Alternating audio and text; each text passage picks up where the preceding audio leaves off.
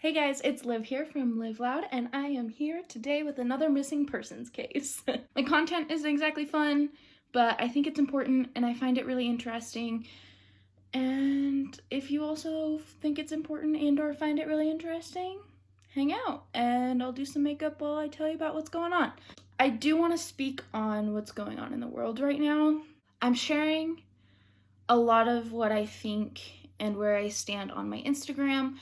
I do not feel that I am educated enough to make a video about what's going on. I have a lot of learning to do, and I do not want to let my ignorance about the situation take away from the voices on this platform that have experienced racial injustices and do know a lot more about what's going on.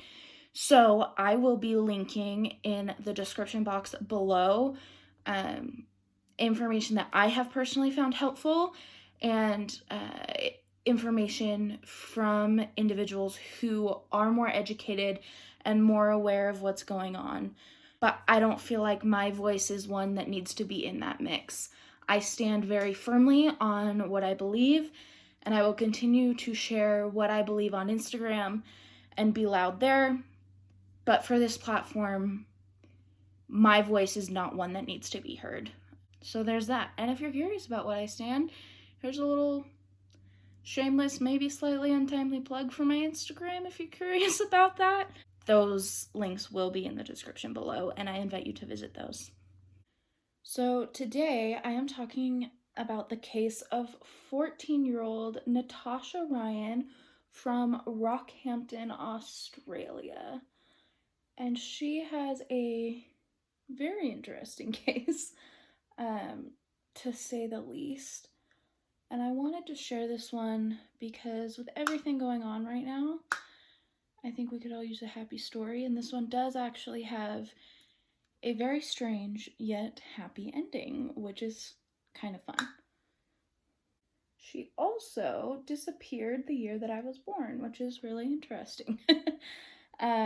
She was 14 on August 31st of 1998 when she disappeared from school. Her parents dropped her off like any other day, and she just never came home. What is good about her case is people realized she was missing immediately. There was no expense spared in searching for her in the days and weeks that followed her disappearance. Her friends and family were out looking for her day and night. She was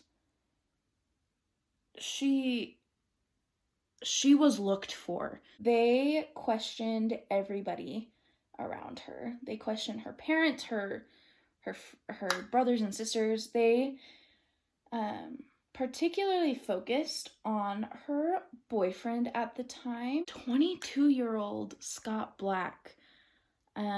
Gross, first of all. Scott. Icky. So when she went missing, like I said, no expense was spared in the search for her.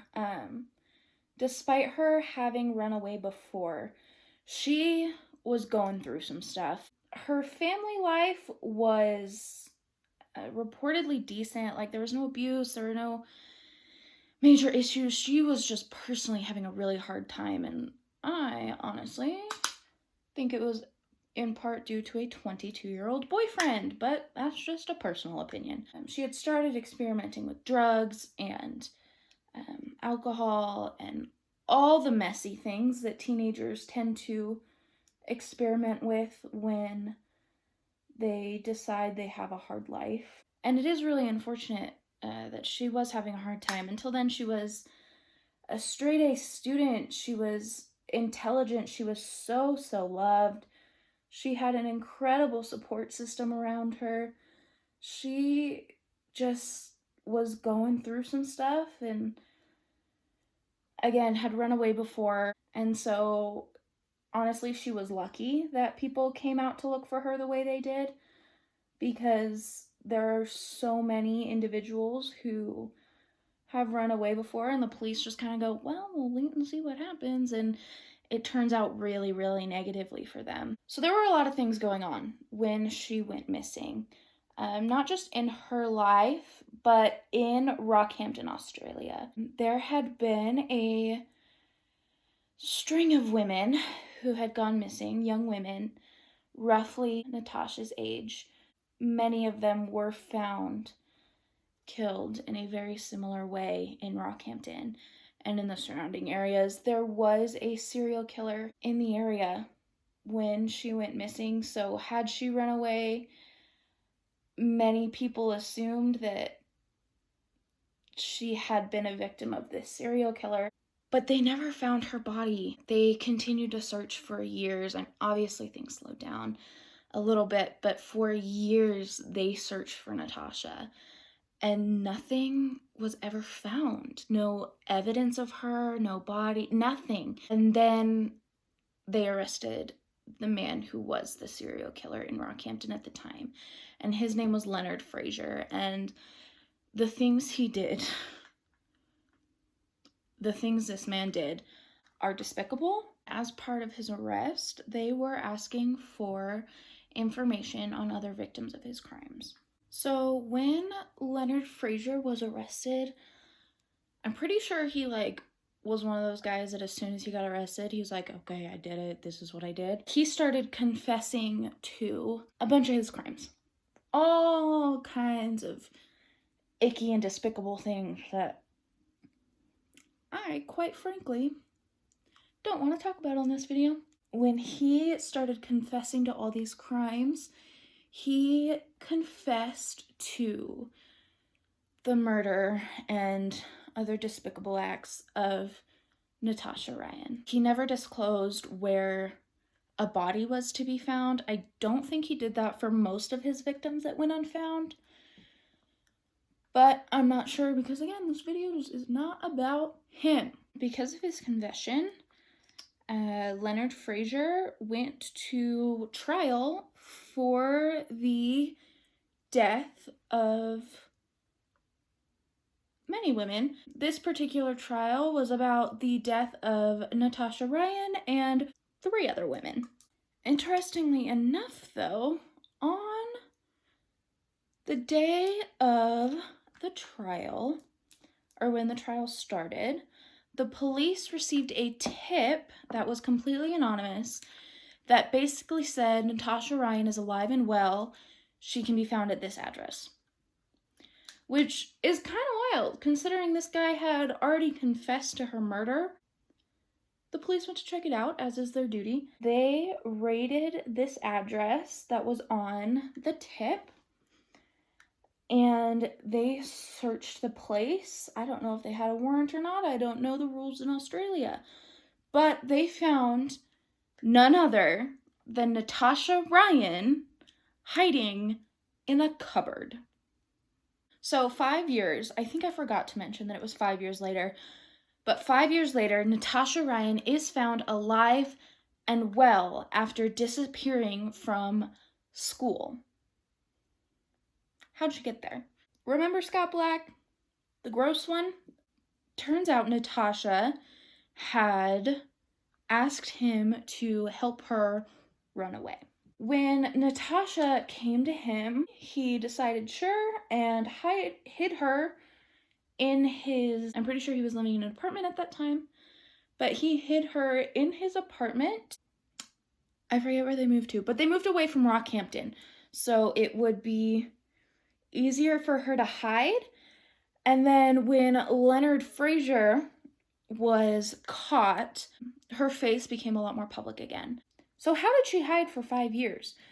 Because Scott Black had been living his life perfectly normally this entire time. He had had friends and family over to the apartment where Natasha initially hid out, and to the new house that he had bought just a year after her disappearance. So it turns out that whenever anybody would visit, she would just hide in the cupboard. I think the big question is, why did this happen? I don't really have an answer to that. I have some ideas about it. But basically, Scott Black claims that Natasha came to him and asked for help running away yet again. He had helped her in the past in her runaway attempts, so it's not too far off to think that he helped her again. But he claims that he never came forward because she would threaten to harm herself or to do any number of things that prevented him from coming forward. Her parents actually describe Natasha coming home like seeing a ghost. They had gone through the grieving process. They had been told that their daughter was murdered by a serial killer, and for the past 5 years had been learning to live with that grief and continue on in their daughter's memory. And it turns out she was just hiding the whole time. I could not imagine what it would feel like to be her parent. When asked why she never came forward, especially after somebody had confessed and was going to trial for her death, she said that the lie had simply gotten too big and that she didn't want to hurt anyone.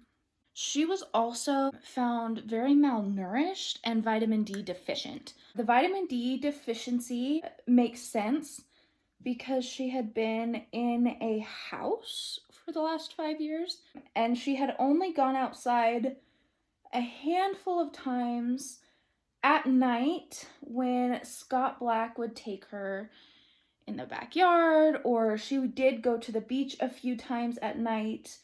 I have such a hard time, after seeing the state she was found in, not thinking Scott Black had more to do with it, because she was found very malnourished, and he had allegedly been shopping for her and getting groceries and things that she would need, but why was she found so malnourished? Like, the vitamin D deficiency makes sense. The malnourishment, to me, that's a little iffy. So during the trial of Frazier, Scott Black actually testified that he had no idea where Natasha was, and Scott Black went to jail for a year for perjury, and during that year, Natasha went back to live with her parents. Natasha was fined $1,000 for allowing a false police investigation to continue, which is very interesting because they spent about $400,000 looking for her. Scott had to pay $3,000 for the same charge, and the Australian people were not super excited about it. They wanted Natasha to pay back every cent of the taxpayer money that had gone into looking for her because her lie got too big. So, where are Scott and Natasha now? After Scott got out of prison, they started living together, and in 2008 they got married, and then there really isn't much about them after that. They are just continuing on, and she is still known as the girl in the cupboard. Kind of wild. Would not recommend running away from your family unless it's like actually bad, but nothing was going on in her life that was like inherently bad or traumatic. She was just having a hard time, and she had this 22-year-old boyfriend that I'm sure contributed to the problem. So again, thank you so much for watching. I am Liv from Live Loud. You can follow me on Instagram there. It's the same as here, LiveLoud72.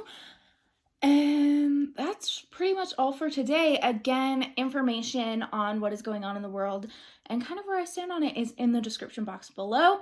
And I will see you guys in the next one.